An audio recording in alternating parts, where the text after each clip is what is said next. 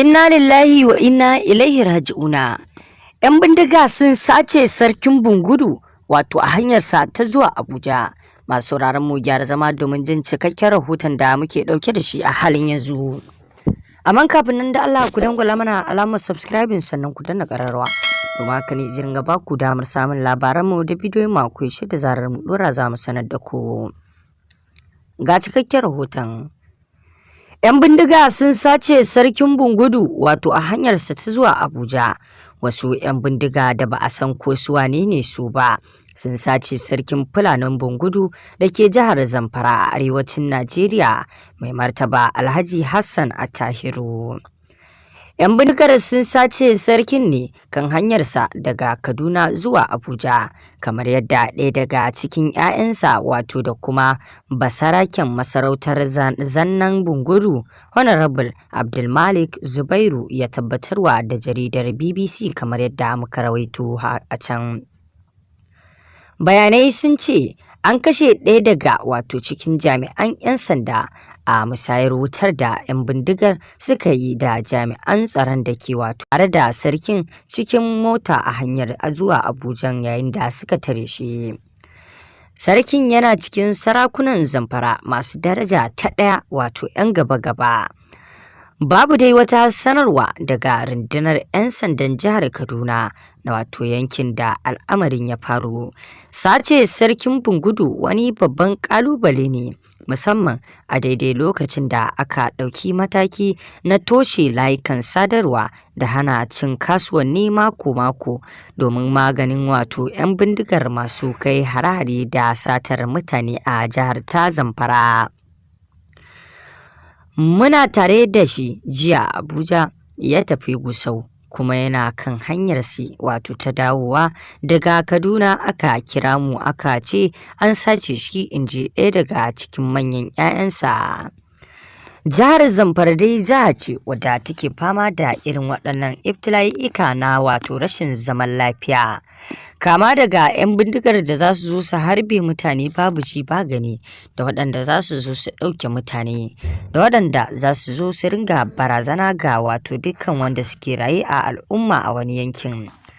Babu shakka kamar yadda kuka sani dai jami'an tsaro suna iya bakin ƙoƙarinsu a dangane da abin da yake faruwa a jihar ta Zamfara.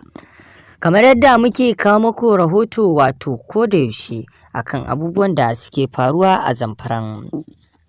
Amma dai duba da abubuwan da suke faruwa a Zamfaran, sojoji suke da nasara akan waɗannan 'yan ta'adda, domin kuwa a halin yanzu sojoji sun ci ƙarfin waɗannan 'yan ta'adda inda suka kashe da yawa daga cikinsu, wanda har yanzu za mu iya cewa kaɗan ne dai daga cikinsu suka rage.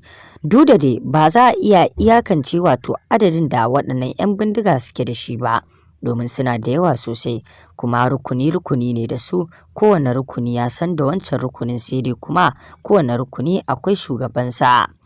Babu shakka waɗannan 'yan bindiga wato da suke addabar Zamfara sun hana Zamfara zaman lafiya kwata-kwata da mutanen da suke cikinta. Kamar jiya mun kawo muku rahoto yanda yanayin wato 'yan Zamfaran suke zaune cikin rayuwa ta kunci wato a halin yanzu. Mun sani cewa kusan yanzu rayuwar yanzu harkar sadarwa kusan ita ce komai, wato dukkan wani sako da wani abu da za a yi, hatta wani kasuwancin idan za a kulla shi akan kulla shi ne ta hanyar waya. Amma kuma kash, saboda wato wannan rashin tsaro ana son a kawo ƙarshen waɗannan 'yan bindiga, ya sanya wato jami'ai ko kuma mu ce hukumomin gwamnati tare da wato gwamnan jihar suka haɗa kai wajen wato daƙile waɗannan 'yan bindiga ta hanyar rufe wato hanyar sadarwa. Kuma wannan rufe hanyar sadarwa babu shakka ya taimaka wajen wato cin ƙarfin waɗannan 'yan bindiga. Don a tsakaninsu suna yin wato communicating, wato abin da ake kira suna sadarwa tsakaninsu ta hanyar waya. Dukkan wani abu da za su kulla ba sai sun fito ba, sukan kulla shi ta hanyar wayoyi. Kuma haka zalika matakin da aka ɗauka na dukkan wasu babura wato da ba za a zuba masu mai da yake wani adadin wato kuɗaɗe da yawa ba, hakan zalika shi ma haka ya haifar da wato yanayin da zai samar da wato tsaro a jihar, domin kuwa baburan da aka ƙirata wato waɗanda ake kiransu da suna boxer, su ne 'yan bindiga suke amfani da su wajen kai har-haransu a cikin jeji domin mota ba ta da hanya da babura suke hanyar harkar sufurinsu. Wannan ce ta sa gwamnati ke ganin cewa babur ɗin ta ƙiyasce wani adadin kuɗi ba za a zuba masa mai ba, kamar yadda muka ji dai an ce ba za a zuba mai sama da na 500 ba, to dai haka rahoton da muka ji shi. Haka zalika ko da ma misali a ce wato waɗannan 'yan bindiga suna aiwatar da wato abu ne a dangane da laruwa da harkar sufurin babur, to hakan wato matakin da aka ɗauka zai daƙile wato yawaitar wato abubuwan da suke aiwatarwa. Mutanen jihar Zamfara babu shakka suna cikin wani hali wanda za mu iya cewa rayuwarsu yanda suka saba ba haka suke aiwatar da ita ba. Haka zalika wannan ƙananan kasuwanni da aka rufe aka ce ba za su ci ba na mako-mako, wannan ma babbar matsala ce, saboda irin yanda wato wani ba shi da wani abin da yake yi illa wannan kasuwanni na mako-mako. Idan aka zo aka kasa kaya aka yi cinikin da za a yi da su zai ƙuƙuta har izuwa wani makon. Kuma haka zalika wasu kayayyakin ba a samu a same su idan ba a irin waɗannan kasuwannin ba ranar da wato ranaku suka zo. Babu shakka dai a halin yanzu gwamnan jihar Zamfara yayin da ake wata muhawarar tattaunawa da shi wato ya ba wa mutanen jihar Zamfara wato haƙuri duba da wannan mataki da ya ɗauka wato na hana waɗannan abubuwa harkar sadarwa da wasu kasuwanni. Sai dai kuma mafi akasarin wato mutanen da suke jihar Zamfara sun goyi bayan wannan mataki da wato gwamnatin tasu ta ɗauka, domin kuwa duk hanya ce ta magance wato dukkan wani rashin zaman lafiya da hare-hare na 'yan bindiga da sukan kawo akai-akai wato a cikin faɗin jihar baki ɗaya. Babu shakka sace wannan sarki da aka yi na Bungudu babban kalubale ne wato ga sarakuna baki ɗayansu, ba wai iya na Zamfara ba, dukkan wasu sarakunan gargajiya wannan babban kalubale ne a gare su, domin kuwa hakan zai haifar da ɗarɗar a cikin wato zuciyoyinsu duba da yanayin yanda ake ganin wato sarakuna da girma da kima.